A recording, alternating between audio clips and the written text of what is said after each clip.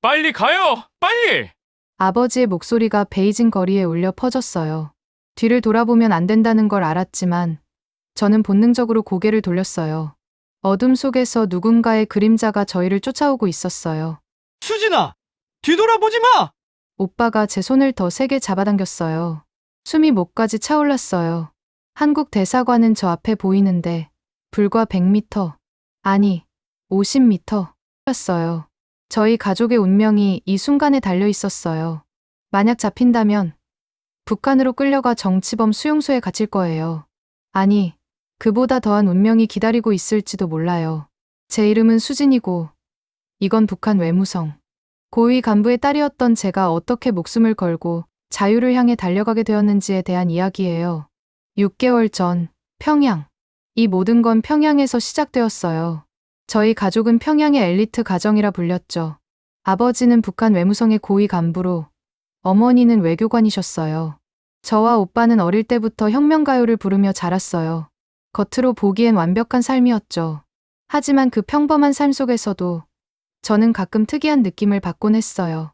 우리 가족은 항상 다른 사람들보다 더 잘 살고 있었지만 저는 왜 우리 가족만 특별한 것인지 궁금했어요. 그날 이후 모든 게 달라지기 시작했어요.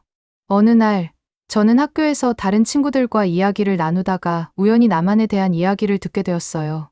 그 친구는 남한에서 온 친척이 있다고 했고 그곳에서는 우리가 알지 못하는 많은 것들이 있다고 말했어요. 저는 그 말에 충격을 받았어요. 우리가 몰랐던 세상이 또 있다는 것이 믿기지 않았어요. 그 후로 저는 남한에 대해 더 알고 싶어졌어요. 그러나 북한에서는 남한에 대한 정보를 얻기가 매우 어려웠어요. 저는 책상 서랍 속에 작은 종이 조각을 숨겨두고 남한에 대한 정보를 조금씩 적어두었어요. 그것은 저의 비밀스러운 취미가 되었어요. 그러던 어느 날 저는 학교에서 남한에 대한 책을 발견했어요. 그 책은 학교 도서관에 숨겨져 있었고 저는 그것을 훔쳐 읽었어요. 그 책을 통해 저는 남한에서는 우리가 알지 못하는 많은 자유와 기회가 있다는 것을 알게 되었어요. 그 순간 저는 남한에 가고 싶다는 생각을 처음으로 했어요. 그렇게 저는 평양에서 평범한 삶을 살면서도 남한에 대한 꿈을 품고 살아가게 되었어요. 그 꿈은 점점 커져만 갔고 어느 날 저는 그 꿈을 이루기 위해 결심을 하게 되었어요. 베이징, 새로운 시작. 베이징으로 이주하게 된 건 저희 가족에게는 큰 변화였어요. 아버지와 어머니가 베이징 대사관에 발령받으셨고 저와 오빠는 국제학교에 다니게 되었죠. 처음에는 새로 환경에 적응하는 게 쉽지 않았어요. 다른 나라의 아이들과 함께 공부하고 다른 문화를 접하는 게 새롭고 신기했지만 동시에 혼란스러웠죠. 학교에서는 다양한 나라의 친구들과 함께 공부했어요. 영어로 수업을 듣고 다른 나라의 역사와 문화에 대해 배우는 게 새롭고 흥미로웠죠. 베이징에서의 삶은 새롭고 흥미로웠지만 동시에 혼란스러웠죠. 다른 나라의 문화와 언어를 접하게 되면서 저는 새로운 것을 배우고 경험하게 되었어요. 왕푸진 거리, 자유를 보다. 왕푸진 거리에 도착했을 때 저는 처음으로 자유로운 사람들을 보았어요. 그들은 웃으며 말하고 옷을 자유롭게 입고 걷는 모습이 너무나 낯설었죠. 저는 그 모습을 보며 가슴이 콩콩 뛰었어요. 저는 아버지의 손을 잡고 걸었는데 아버지는 저를 향해 말씀하셨어요. 수진아, 너 보니 너무 신기해 보여.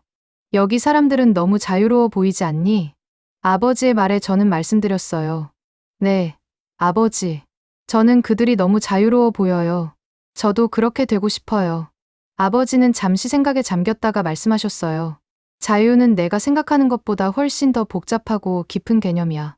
자유는 단순히 뭔가를 할 수 있다는 것만이 아니야. 자유는 내가 누구인지, 무엇을 원하는지를 스스로 결정할 수 있는 능력이야. 저는 말씀드렸어요. 그럼 우리는 왜 자유롭지 못한 걸까요?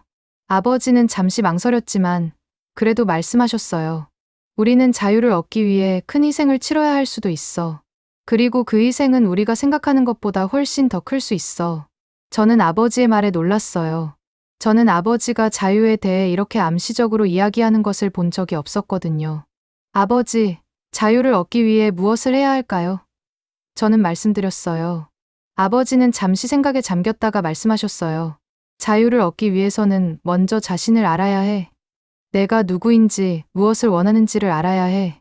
그리고 그것을 위해 노력해야 해. 자유는 쉽게 얻을 수 있는 것이 아니야. 그것은 내가 스스로 얻어야 할 것이야. 그날 저는 왕푸진 거리에서 자유로운 사람들을 보며 갈망을 느꼈고, 아버지는 자유에 대해 암시적으로 이야기하며 저의 궁금증을 자극했어요.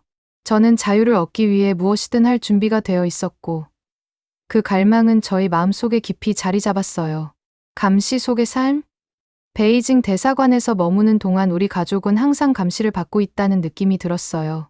외출할 때마다 보고를 해야 했고, 중국인과의 사적인 대화는 엄격히 금지되어 있었죠. 그 때문에 우리는 항상 조심스럽게 행동해야 했어요.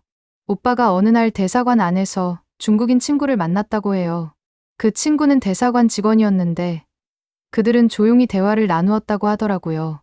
그런데 그 대화가 누군가에게 들키게 되었고 오빠는 엄청난 압박을 받았어요. 너희들은 왜 그렇게 자유롭게 대화할 수 있냐? 라는 질문에 오빠는 말을 잃었다고 해요. 그 후로 우리 가족은 더 조심스러워졌어요. 아버지는 항상 우리에게 경계를 유지하라고 말씀하셨고, 어머니는 불안한 표정을 지우지 못했죠. 어느 날, 저는 대사관 안에서 혼자 걷고 있었어요. 그때 갑자기 뒤에서 누군가의 발걸음 소리가 들렸어요. 저는 뒤돌아보았지만 아무도 없었죠. 그런데 그 소리는 계속해서 들렸어요. 그날 저녁, 저는 아버지에게 그 사건에 대해 이야기했어요. 아버지는 냉정하게 말씀하셨죠.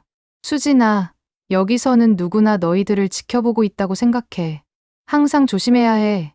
우리 가족은 베이징 대사관에서 감시와 제한된 삶을 살아가며 항상 긴장감 속에 있었어요. 하지만 우리는 서로를 지지하며 힘을 내려고 노력했죠. 그리고 언젠가는 이곳을 벗어나 자유로운 삶을 살 수 있을 거라고 믿었어요. 10년간의 계획. 아버지가 저희 가족을 모아놓고 말씀하시기 시작했어요. 저희 오빠는 얼굴에 불안한 표정을 지으며 아버지를 바라보고 계셨고, 어머니는 조용히 앉아 계셨어요. 저는 막연한 두려움과 희망이 섞인 마음으로 아버지의 말을 기다렸죠. 수진아, 오빠야, 엄마, 너희들 다 들어봐. 난 벌써 10년 동안 이 계획을 준비했어. 우리 가족이 한국으로 가서 자유롭게 살아야 해. 아버지의 목소리는 떨리지 않고 단호했어요. 그 말에 저는 놀라움을 감추지 못했죠. 10년이나 준비했다는 말이 너무 커 보였어요. 아버지, 정말요? 저는 목소리를 높이며 물었어요. 그래. 수진아, 난 너희들이 더 이상 이런 환경에서 살지 않아도 되게 하고 싶었어. 그래서 계획을 세웠지. 너희들도 동의해줘야 해. 오빠는 먼저 말씀드렸어요. 아버지, 저는 동의해요. 그렇지만 어떻게 해야 하는 거죠? 우리는 베이징 대사관으로 가야 해. 거기서 한국으로 넘어가는 절차를 밟아야 해. 그럼 우리는 자유로운 삶을 살 수 있어. 아버지의 말에 저는 희망이 넘쳤어요. 그동안 꿈꿔왔던 자유로운 삶이 현실이 될 수 있다는 생각에 가슴이 뛰었죠. 어머니는 조용히 말씀하셨어요. 저도 동의해요. 그런데 위험하지 않을까요? 위험은 있을 수 있지만 우리가 준비한 만큼 최대한 안전하게 할 거야. 그리고 우리 모두 함께 해야 해. 그래야 성공할 수 있어. 그날 밤, 저는 잠을 이루지 못했어요. 머릿속에는 한국으로 가는 계획과 그곳에서의 새로운 삶이 그려졌죠. 그렇지만 위험과 불안도 느껴졌어요. 그래도 가족 모두가 함께라면 극복할 수 있을 거라고 믿었죠. 탈북 준비. 베이징 대사관 안에서 우리 가족은 조심스럽게 탈북 준비를 하고 있었어요. 아버지가 10년간 준비한 계획을 실행에 옮길 준비를 하고 있었죠. 아버지는 짐을 챙기면서 계속 말씀하셨어요. 이제 실패할 수 없어. 모두 잘 준비했으니 확실히 해야 해. 어머니는 옷을 접으며 말씀하셨어요. 옷은 너무 많이 챙기면 안 돼. 필요한 것만 챙겨야 해. 그리고 너무 눈에 띄는 옷은 피해야 해. 오빠는 지도를 펼치며 말했어요. 여기까지 오는데 얼마나 걸렸는지 다시 한번 확인해 봐야 할 것 같아. 그리고 여기서부터 어떻게 가야 하는지도 다시 한번 점검해 봐야겠어. 저는 가방을 챙기며 생각했어요. 이제 우리 가족은 탈북을 할 거예요. 북한을 떠나 새로운 삶을 시작할 거예요. 그런데 생각할수록 두려움이 커져갔어요. 만약 실패한다면 어떡하지요? 아버지가 저를 불렀어요. 수진아, 여기 와봐. 저는 아버지 옆으로 갔어요. 아버지는 제 손을 잡으셨어요. 수진아, 두려워하지 마. 우리 가족이 함께하는 한 꼭 성공할 거야. 믿어봐. 아버지의 말씀에 저는 조금 안심했어요. 그래서 저는 다시 한번 짐을 챙기기 시작했어요. 그리고 가족 모두 탈북 계획을 점검하기 시작했죠. 시간이 흐를수록 긴장감은 커져갔어요. 베이징 대사관 안에서는 조용했지만 저희 가족은 너무나 조심스러웠어요. 그런데 갑자기 문이 열렸어요. 저는 깜짝 놀랐어요. 그런데 문 밖으로 나온 사람은 저희를 도와줄 사람이었어요. 너희들은 탈북자냐? 그가 물었어요. 저는 기뻐했어요. 네. 저희는 탈북자예요. 저희를 도와주세요. 그 사람은 끄덕였어요. 알겠어. 너희들을 도와줄게. 그때부터 저희 가족은 그 사람의 도움을 받으며 탈북을 준비했어요. 그 사람은 저희에게 여러 가지 조언을 해주었어요. 그리고 저희는 그 사람의 도움으로 탈북에 성공할 수 있었죠. 탈출의 시작. 베이징 거리의 밤. 저희 가족이 대사관을 떠나 택시를 탔을 때의 기억이 생생하게 떠오르네요. 아버지가 먼저 택시 문을 열고 들어가셨어요. 그 뒤를 어머니가 따라 들어갔고 저와 오빠는 마지막으로 택시에 올랐어요. 택시 안에서는 말 한마디 없이 앉아 있었어요. 모두 긴장한 표정을 지으며 밖을 바라보고 있었죠.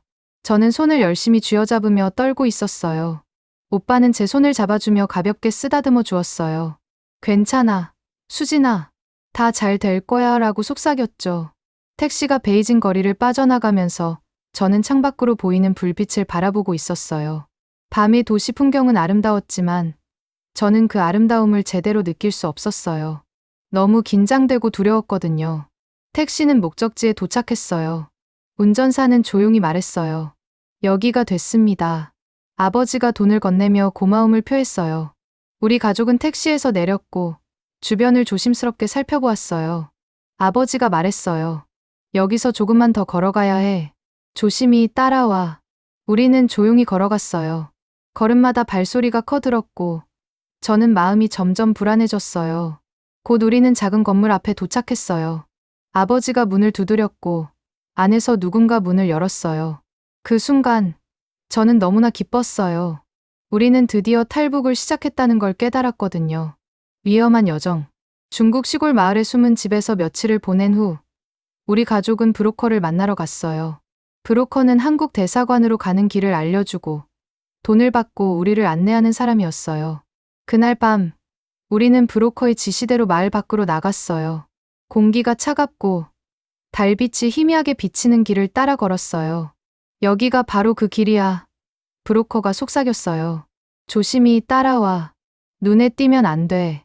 우리는 브로커 뒤를 따라 걸었어요. 길은 점점 좁아지고 어두워져 갔어요. 갑자기 브로커가 멈췄어요.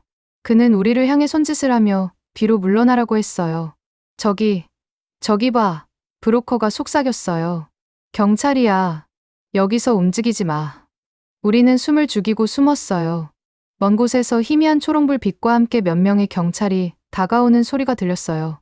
긴장감이 온몸을 휘감았어요. 경찰들이 우리 옆을 지나갈 때 우리는 숨을 죽이고 움직이지 않았어요. 그들이 지나간 후 브로커가 다시 우리를 안내했어요. 이제 서둘러야 해. 경찰이 돌아올 수도 있어. 브로커가 말했어요.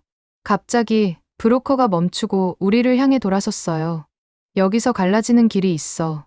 한 길은 한국 대사관으로 가는 길이고 다른 길은 경찰서로 가는 길이야. 여기서 헤어져야 해. 나는 여기서 너희를 더 이상 안내할 수 없어. 우리는 당황했어요. 하지만 할 수 없이 브로커에게 고마움을 전하고 작별 인사를 했어요. 그는 우리에게 작은 지도를 건네주며 이 길을 따라가. 조심히 가라고 말했어요. 한국 대사관을 향해.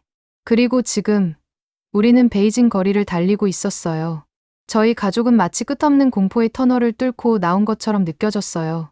오빠가 앞장서서 길을 인도하고 아버지는 어머니의 팔을 잡아주시고 저는 뒤에서 뒤따라갔어요. 한국 대사관이 어디죠? 저는 불안에 떨며 오빠에게 물었어요. 오빠는 망설임 없이 대답했어요. 저기요.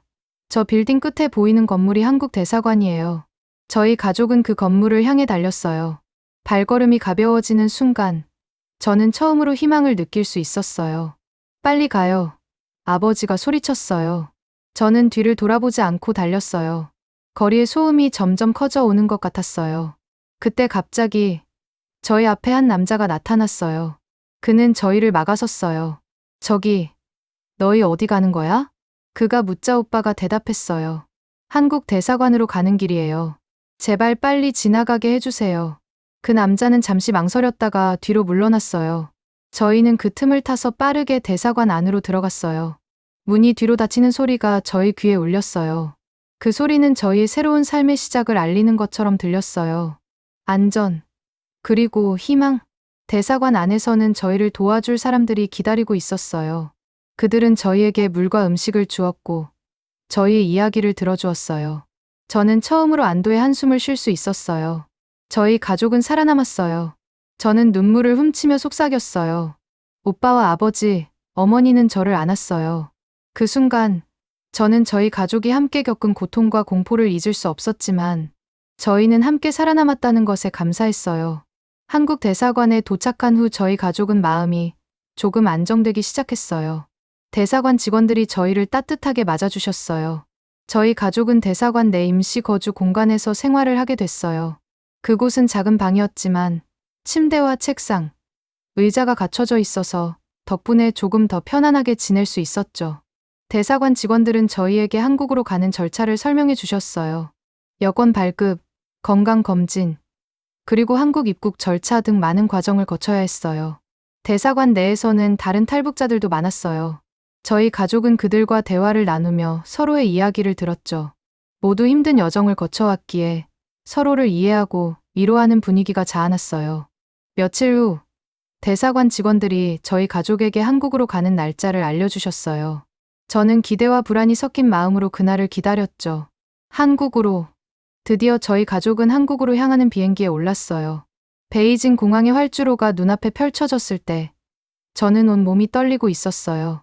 오빠가 제 어깨를 잡고 꼭 안아주더라고요. 수진아, 잘 될 거야. 걱정하지 마. 저희 가족은 베이징에서 방콕으로 출발했어요. 비행기 안에서 저는 창밖을 바라보며 먼 곳에 펼쳐진 구름들을 쳐다보았죠. 하늘은 푸르고 태양은 따뜻하게 비치고 있었어요. 비행기가 방콕에 도착했을 때 저는 잠시 동안 현실감이 없었어요. 방콕 공항의 공기는 덥고 습했어요. 다음 비행기, 인천행 비행기를 타기 전 저는 오빠에게 속삭였어요.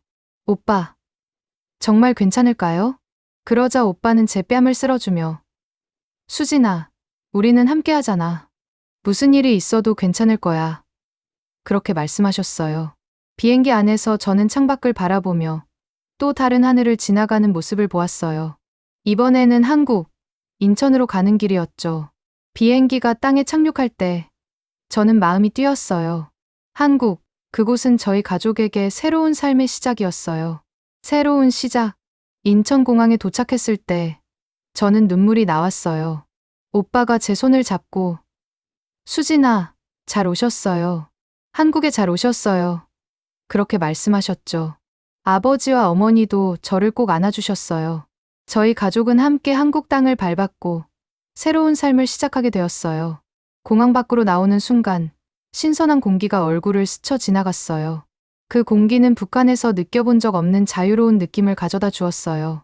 저는 숨을 크게 들이마시며 이 순간이 꿈이 아니길 바랐어요.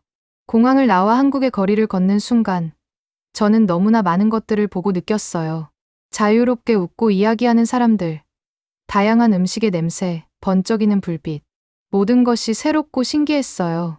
며칠 뒤 저희 가족은 한국에서의 새로운 삶을 시작했어요. 저는 학교에 다니며 새로운 친구들을 사귀었고 오빠는 일을 시작했어요. 아버지와 어머니는 한국에서의 새로운 삶에 적응하는 데 시간이 좀 걸렸지만 서서히 새로운 환경에 익숙해져 갔어요. 저는 한국에서의 새로운 삶을 즐기며 자유를 만끽했어요.